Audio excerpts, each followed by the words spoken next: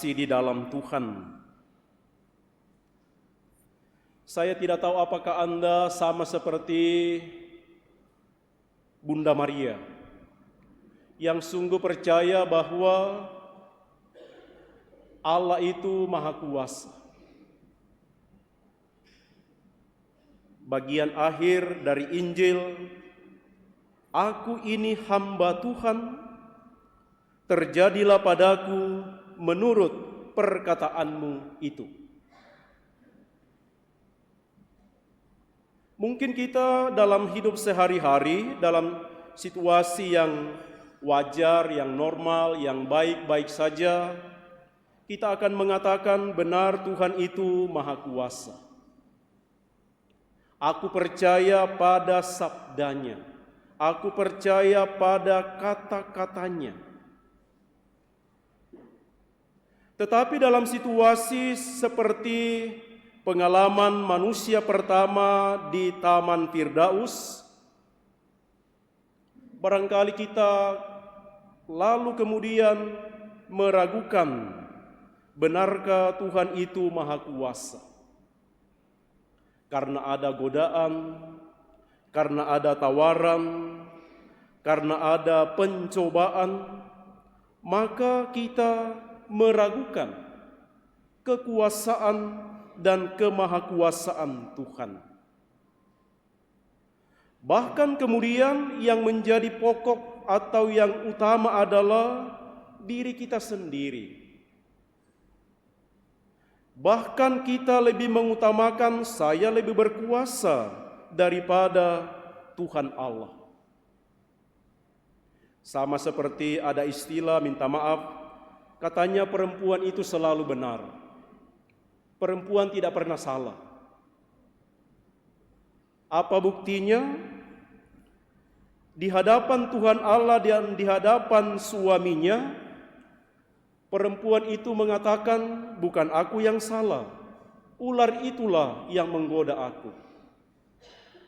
Maka benar perempuan itu selalu benar. Di hadapan Tuhan, di hadapan suaminya. Mudah-mudahan ibu-ibu begitukah? Selalu benar, tidak pernah salah. Yang salah adalah ular katanya. Tidak berani salahkan suaminya.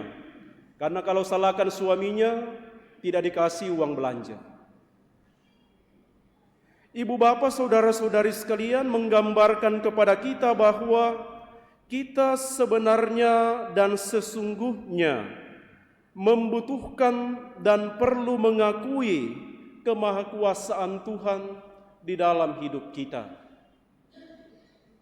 Karena dialah yang sama seperti diakui oleh Bunda Maria, "Aku ini hamba Tuhan, terjadilah padaku menurut perkataanmu." Maka dengan merayakan hari raya Santa Perawan Maria dikandung tanpa noda, kita ingin meneguhkan kembali iman kita akan kebaikan, kekuasaan Allah atas diri kita. Meskipun kita bersalah, meskipun kita berdosa, Tuhan selalu berinisiatif untuk menyelamatkan kita. Bukankah Tuhan Allah yang mendatangi manusia itu ketika mereka telah berjatuh dalam dosa? Bukankah Allah yang mencari dia untuk diselamatkan lagi? Dan itulah yang terjadi ketika ia mempersiapkan Maria sebagai tempat untuk menghadirkan cinta kasihnya, penyelamatannya bagi kita manusia.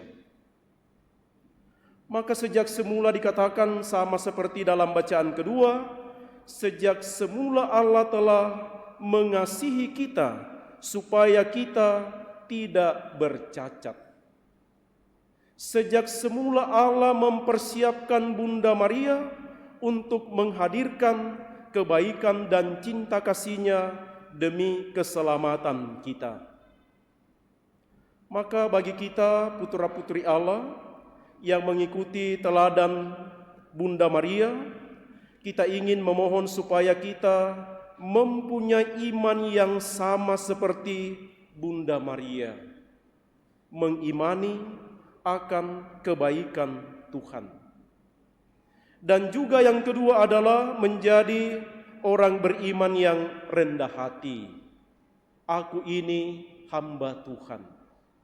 Membiarkan karya roh, karya Allah berkuasa atas diri kita. Dan kalau itu yang terjadi, ibu bapak saudara-saudari, kita akan menjadi orang-orang yang berbahagia, orang-orang yang menikmati kesucian dan kekudusan sebagai jalan menuju kepada keselamatan.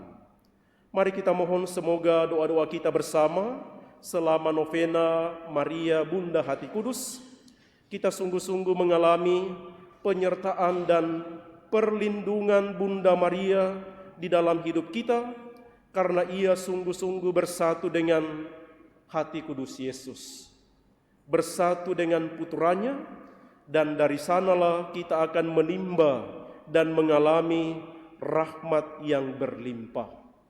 Dan semoga doa-doa kita bersama dengan Maria Bunda Hati Kudus membuat kita juga semakin bersatu dengan Kristus. Melalui Ekaristi, melalui perayaan-perayaan rohani, melalui apa-apa yang kita lakukan bersama-sama sebagai murid-muridnya. Dan mudah-mudahan Bunda Hati Kudus, Maria Bunda Hati Kudus selalu mendoakan dan menyertai kita semua. Semoga demikian.